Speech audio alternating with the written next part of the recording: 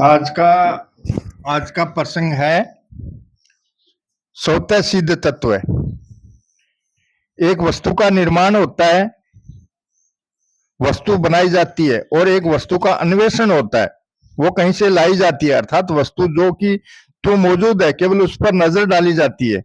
वस्तु के निर्माण में तो देरी लगती है, पर नजर डालने में देरी नहीं लगती।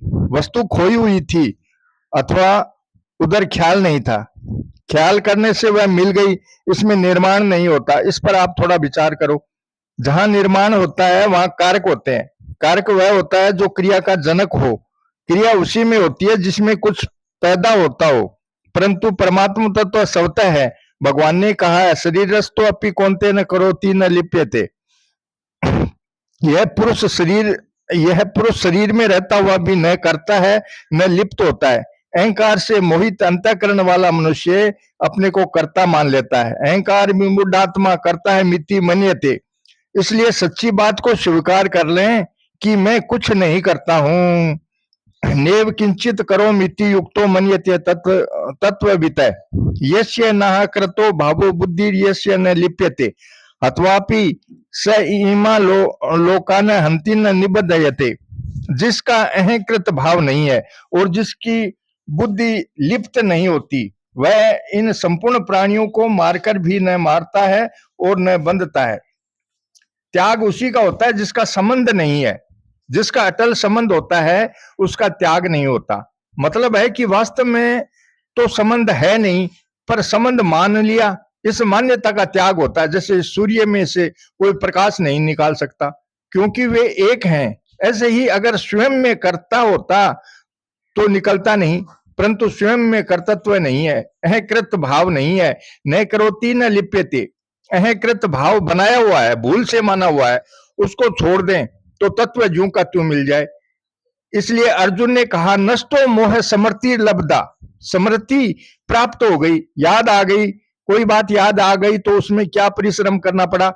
याद भी करना नहीं पड़ता, प्रत्युत स्वतः याद आती है। समृति लब्धा, पहले भूल गए थे, उधर ख्याल नहीं था, अब याद आ गई, ख्याल आ गया। भक्ति योग में हम भगवान के हैं, यह याद आ गई। ज्ञान योग में मेरा स्वरूप निर्विकार है, यह याद आ गई। कर्म योग में संसार मेरा और मेरे लिए नहीं है, यह याद आ गई। याद आना करण सापेक्ष है, करण सापेक्ष नहीं है, प्रत्युत करण निरपेक्ष है। केवल करण निरपेक्ष ही नहीं, कर्ता निरपेक्ष, कर्म निरपेक्ष, संप्रदान निरपेक्ष, अपादान निरपेक्ष और अधिकरण निरपेक्ष भी है। उसमें कोई कारक लागू नहीं होता, कारण कि वह क्रिया साध्य वस्तु नहीं है, प्रत्युत स्वतः सिद्ध है। जैसे पहले हम नहीं जानते थे कि गंगा जी, ये गंगा जी है, अब जान गए कि ये गंगा जी है, तो इसमें क्या मेहनत हुआ? जब गंगा जी को नहीं जानते थे तब भी गंगा जी थी, अब गंगा जी को जान गए तो भी गंगा जी है। गंगा जी तो ज्यों की त्यों है। कभी गहरी नींद आती है तो जगने पर हम कहाँ हैं इसका पता ही नहीं चलता, फिर ख्याल जाते ही पता चलता है कि हम इस जगह पे हैं। तो इसमें क्या परिश्रम होता है? केवल उधर नजर नहीं थी। इसी तरह यह याद आ गया कि हम तो परमात्मा के हैं, हम करता नहीं है, हम असंग है, असंगो हायम पुरुष है।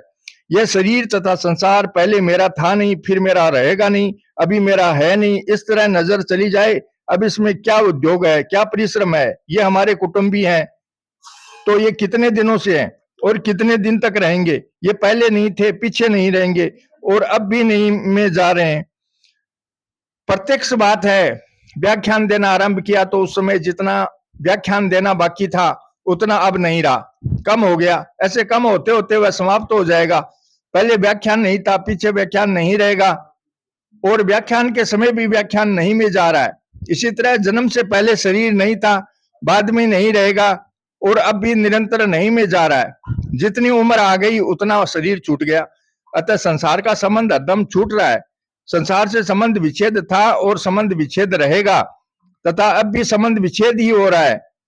श्रोता कहते हैं, महाराज जी परमात्मा में तो क्रिया नहीं है, लेकिन साधन तो करण सापेक्ष ही होना चाहिए।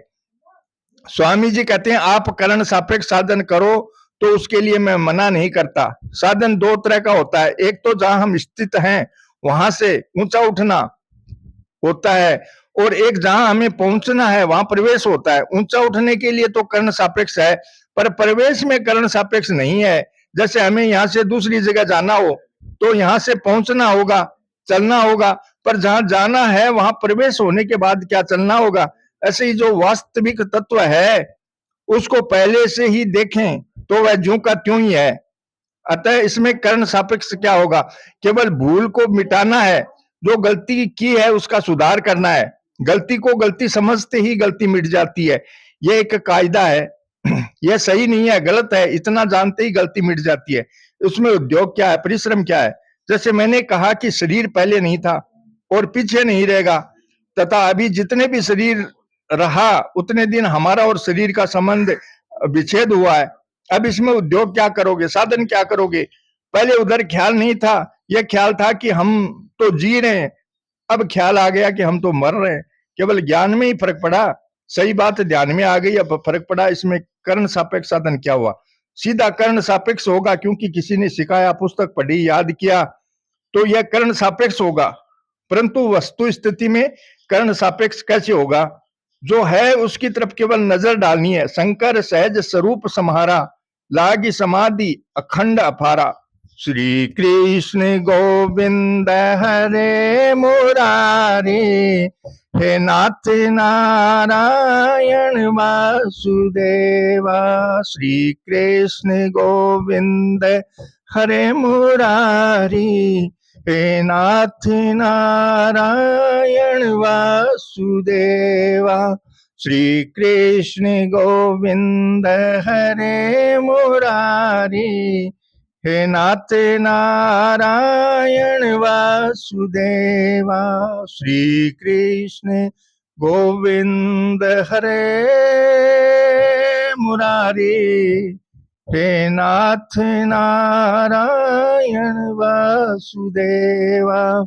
जय श्री कृष्ण।